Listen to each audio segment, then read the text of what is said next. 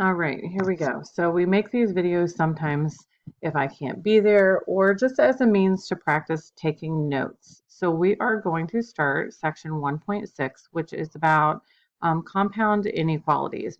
Compound inequalities means there's multiple inequalities in the same problem, and it explores the difference between the words and or when we're talking about math. But first, let's think about some road signs that you would see, possibly like a no parking sign, and it says no parking between 1 p.m. and 3 p.m. and how that has anything to do with math. Well, in reality, that is a compound inequality. And basically, it's an inequality that talks about how you cannot park, if I'm thinking about this, from 1 to 3. I'm not allowed, we're going to call this the red zone. We're not allowed to park here. That's off limits, okay? But that's really not how we would graph it. So instead is what we would do is we would park in and color in the sections that we can park in. So we can park after 3 o'clock anytime, and you can park anytime before 1 o'clock. That means anything from 1 o'clock or below, and anything above 3. So 12:59 would work, but 1 o'clock would not. And 3 o'clock would not work, but 3:01 would. Okay, and we have to put this weird little symbol to join those two answers together. How about this one? Think about that one.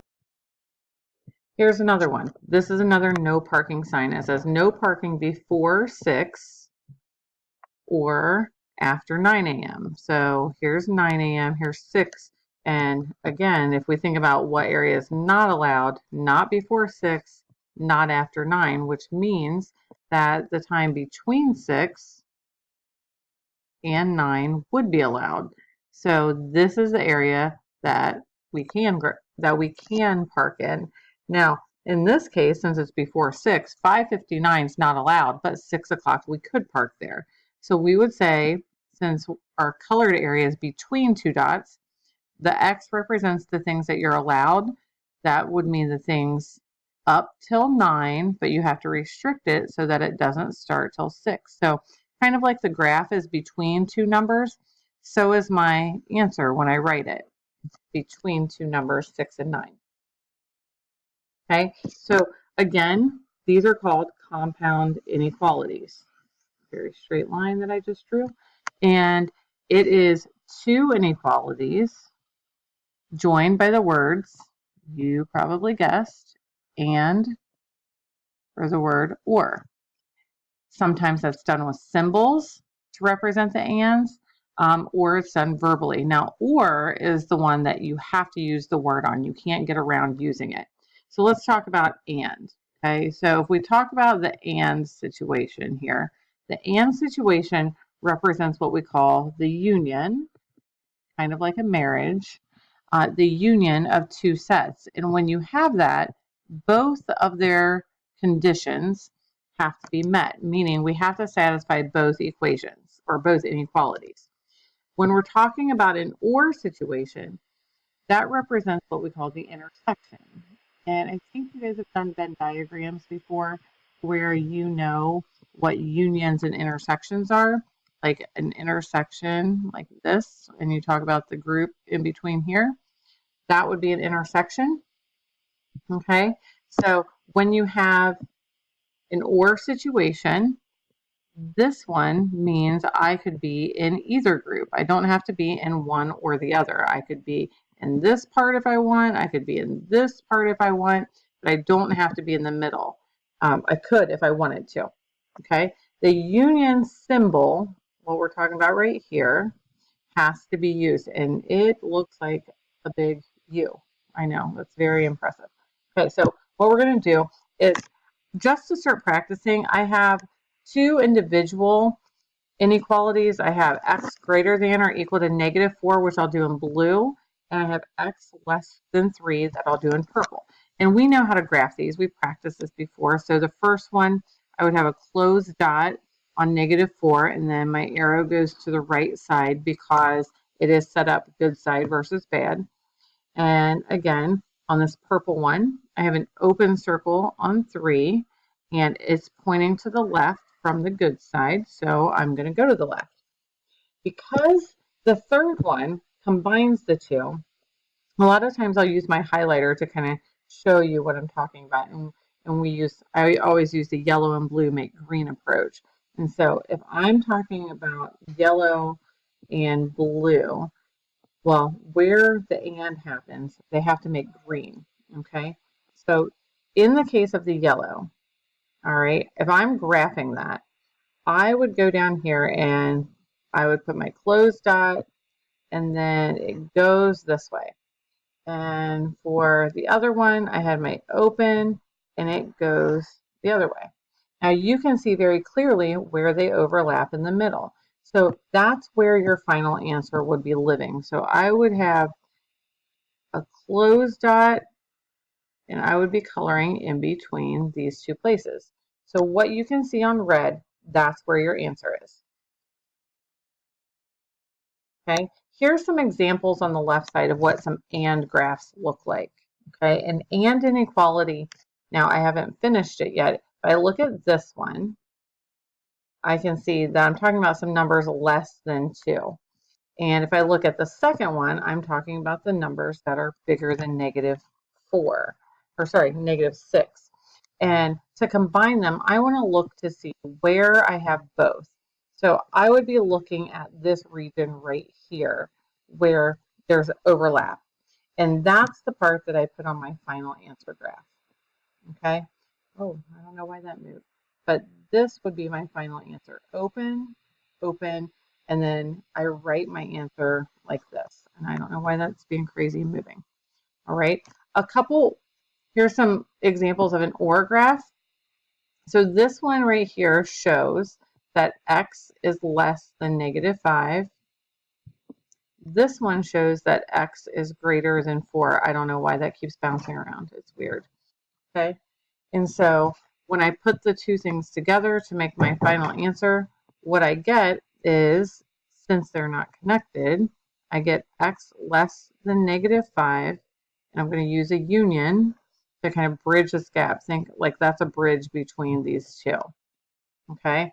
And then the other one is x greater than 4.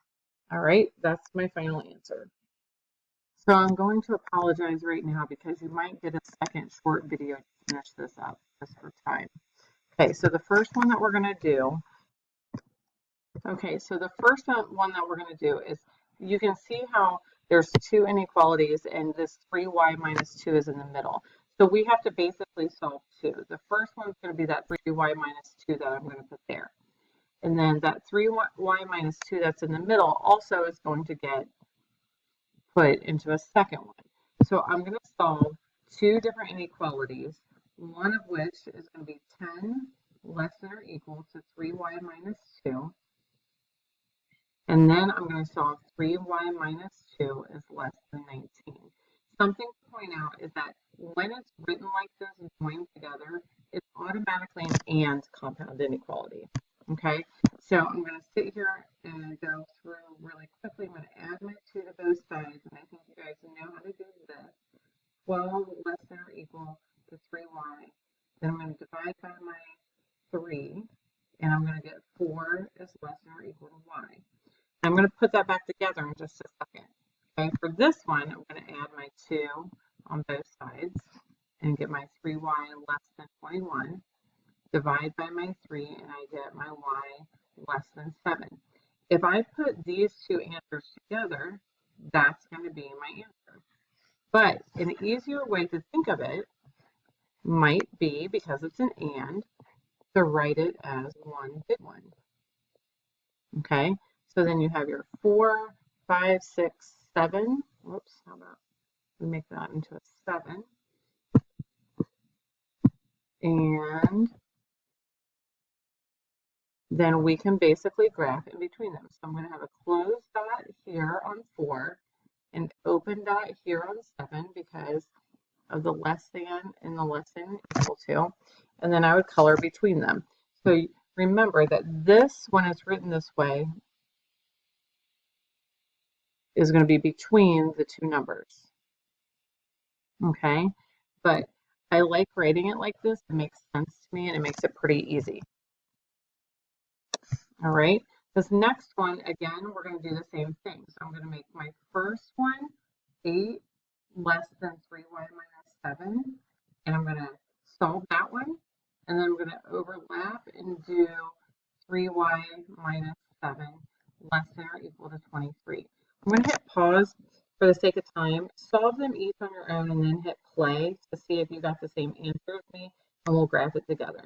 Okay, I solved the first one in purple, and I got 5 less than y. I solved the blue one, and I got y less than or equal to 10. So if I put those together, 5 less than y less than or equal to 10. So I need to put 5, 6, 7, 8, 9, 10. But make sure this goes in order.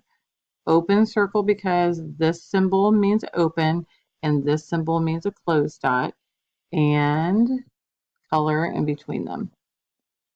And that would be your final answer.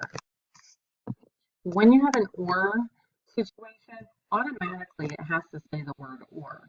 So you're pretty much clued in that situation. You automatically have two problems that you have to solve. So I'm solving the first one. I'm subtracting my 4. That's an ugly G, but nonetheless. And I get negative 19. And when I divide by 2, this doesn't come out pretty either. I get G less than negative 9.5. For this side, it's a one-stepper, and I just have to add 6. And that's going to give me G greater than negative 5. Now, the beauty of OR problems is I'm going to just go up here real quick and say, well, this is negative 10, negative 9, 8, 7, 6, 5. I'm just marking some so that we have a reference. And this one up here, the green one, would be between these two numbers. So it would have been open and it goes to the left. And my other one would have been open on negative 5 and it goes to the right. But because it's an OR situation, I don't have to wait to see where they overlap each other. In fact, I could have just right from the beginning put them together and this would have been my answer. And so here's my negative 9.5, here's my negative 5. OR situations typically look like oars, like you're rowing a boat. So that's a very traditional looking OR graph, okay? You would need to write both of your answers. In this case, x is less than negative 9.5, union x greater than negative 5 would be your two answers. All right, pause this one, practice this one on your own, and then when you're ready to check it, hit play. So on this first one that I did in blue, you can see I subtracted my 1, I divided by negative 2. So that is what makes this symbol flip around. I highlighted that with red, showing you that when I go to graph this one, I would now be going to the left side. So I'd have my closed dot at negative 5 and my arrow goes left. When I do the other one, again, because this is an OR situation, I'm going to have a closed circle at 4 and my arrow goes to the right. So I would have, I'm going to write X by mistake. This is going to be an M less than or equal to negative 5 union M, the ugly M, but it's an M greater than or equal to 4. So we have a couple more to do. I want you to try these pretty much on your own and then check my work. So after you finish the first one, hit play and see if our answers match. And likewise, do the same thing on the second one. Here's the first one solved for you. I got x less than 4. So I'm going to put an open circle at 4. Open circle at 4, and it goes to the left. Because it's an OR, I can do this. I get a closed circle on 3 and my arrow goes to the right. Now what you notice is those two things covered everything. So when they cover everything, you should have a big old colored in line like this, and you hit all real numbers that represent everything. Okay, so I graphed my two graphs on here, and because it's an and, I have to look for where they overlap. Because they don't overlap anywhere, I would say this is no solution.